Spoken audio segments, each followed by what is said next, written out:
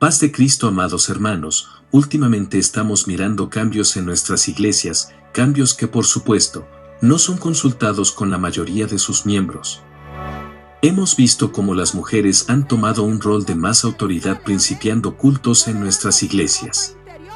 Esto contradice a nuestra propia doctrina y de cómo nació nuestro movimiento, así como también el fundamento bíblico que lo sustenta. ¿Será que estamos ananchando el camino angosto un poco más? Para ser más competitivos con otras denominaciones y estamos vulnerando nuestra propia fe, sin importarnos las consecuencias. ¿Deberían las mujeres servir como pastoras o predicadoras?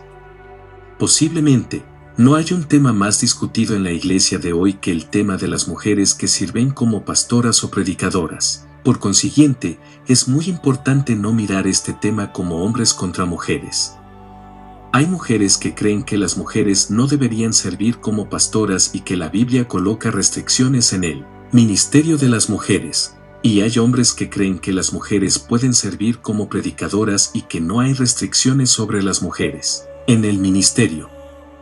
Este no es un asunto de machismo o discriminación. Es un asunto de interpretación bíblica. 1 Timoteo 2, 11-12 proclama: la mujer aprenda en silencio, con toda sujeción. Porque no permito a la mujer enseñar, ni ejercer dominio sobre el hombre, sino estar en silencio. En la iglesia, Dios asigna diferentes roles a los hombres y a las mujeres. Este es el resultado de la manera en que la humanidad fue creada, 1 Timoteo 2:13, y la manera en la que el pecado entró en el mundo, 2 Timoteo 2:14. Dios, a través de los escritos del apóstol Pablo, restringe a las mujeres de servir en roles de enseñanza y a tener autoridad sobre los hombres. Esto impide a las mujeres servir como pastoras sobre los hombres, lo cual definitivamente incluye predicarles, enseñarles públicamente y principiar cultos y ejercer autoridad espiritual sobre ellos. Hay muchas objeciones a este punto de vista sobre las mujeres en el ministerio pastoral. Una objeción común es que Pablo restringe a las mujeres de enseñar porque en el siglo I, las mujeres por regla general eran incultas. Sin embargo, en ninguna parte de 1 Timoteo 2, 11-14 menciona el nivel educativo. Si la educación hubiese sido un requisito para el ministerio, la mayoría de los discípulos de Jesús probablemente no habrían calificado. Una segunda objeción común era que Pablo solamente restringió a las mujeres de Efeso de enseñar a los hombres. 1 Timoteo fue escrita a Timoteo, un pastor en la iglesia de Efeso. La ciudad de Efeso fue conocida por su templo de Artemisa, y las mujeres eran la autoridad en esa rama del paganismo. Por lo tanto, la teoría dice que Pablo solo reaccionaba contra las costumbres de los idólatras de Efeso dirigidas por mujeres, y la iglesia necesitaba ser diferente. Sin embargo, en ningún lugar del libro de 1 Timoteo se menciona a Artemisa, ni Pablo menciona la práctica estándar de los adoradores de Artemisa como una razón para las restricciones en 1 Timoteo 2, 11-12. Una tercera objeción común es que Pablo solamente se está refiriendo a los esposos y las esposas, no a los hombres y a las mujeres en general.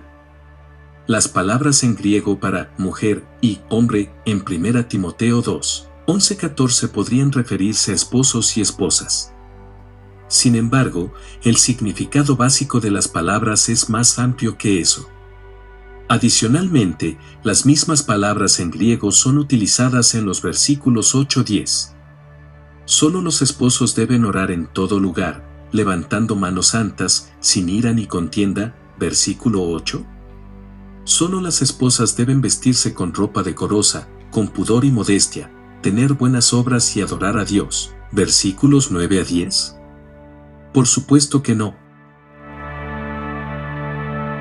Los versículos 8 al 10 claramente se refieren a los hombres y mujeres en general, no solamente a los esposos y a las esposas. No hay nada en el contexto que debiera indicar una limitación para esposas y esposos en los versículos 11 al 14. Sin embargo, otra objeción a esta interpretación de mujeres en el ministerio pastoral es en relación con Miriam, Débora, Hulda, mujeres que mantuvieron posiciones de liderazgo en el Antiguo Testamento. Es verdad que estas mujeres fueron escogidas por Dios para un servicio especial para Él, y que ellas son modelos de fe, coraje y, sí, liderazgo. Sin embargo, la autoridad de las mujeres en el Antiguo Testamento no es relevante para el tema de los pastores en la Iglesia.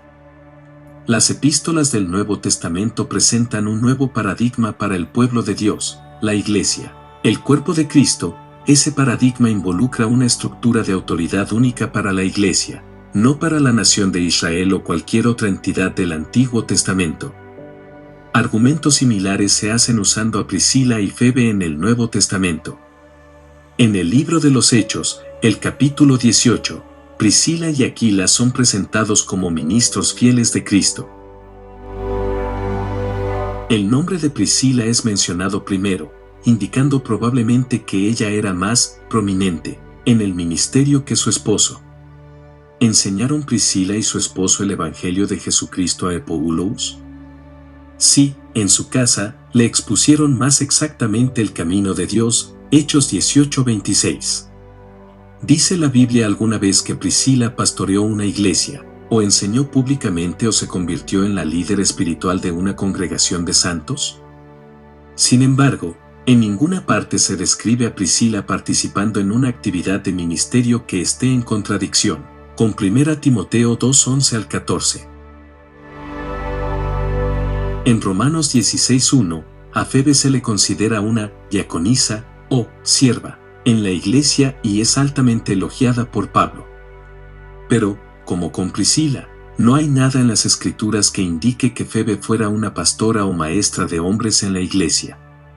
Apto para enseñar es un calificativo dado para los ancianos, pero no para los diáconos. 1 Timoteo 3:1-13, Tito 1:6-9.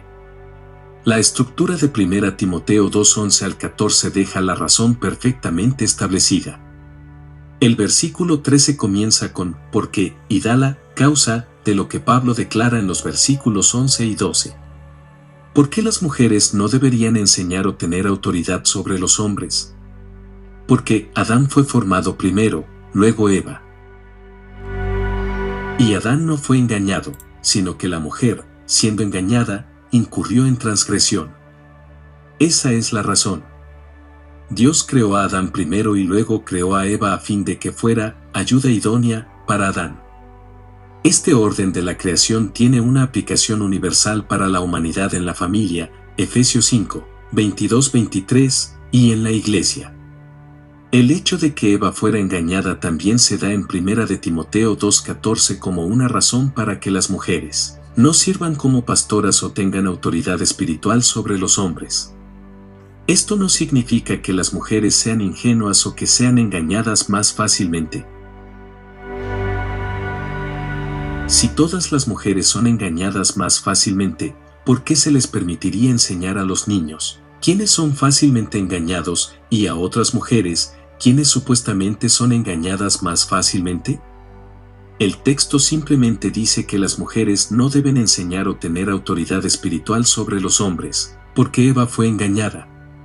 Dios ha dado a los hombres la autoridad de enseñanza principal en la iglesia. Muchas mujeres sobresalen en dones de hospitalidad, misericordia, enseñanza, evangelismo y ayuda. Gran parte del ministerio de la iglesia local depende de las mujeres. Las mujeres en la iglesia no están restringidas de orar o profetizar en público, 1 Corintios 11:5, solamente de tener autoridad en las enseñanzas espirituales sobre los hombres. La Biblia en ninguna parte restringe a las mujeres de ejercitar los dones del Espíritu Santo, 1 Corintios capítulo 12. Así como los hombres, las mujeres están llamadas a ministrar a otros, a demostrar el fruto del Espíritu, Gálatas 5:22-23, y a proclamar el Evangelio a los perdidos, Mateo 28:18-20, Hechos 1:8, 1 Pedro 3:15. La única actividad de la que están restringidas es de enseñar o tener autoridad espiritual sobre los hombres. Esto impide que las mujeres sirvan como pastoras de hombres. De ninguna manera esto las hace menos importantes, más bien les da un ministerio enfocado más de acuerdo con el talento dado por Dios. Deseo que la gracia de nuestro Señor Jesucristo sea con todos vosotros. Gracias por apoyar este movimiento y ancla de nuestra fe. No se te olvide darle me gusta y suscribirte, comparte y comenta. Cada vez seremos más. Dios te bendiga.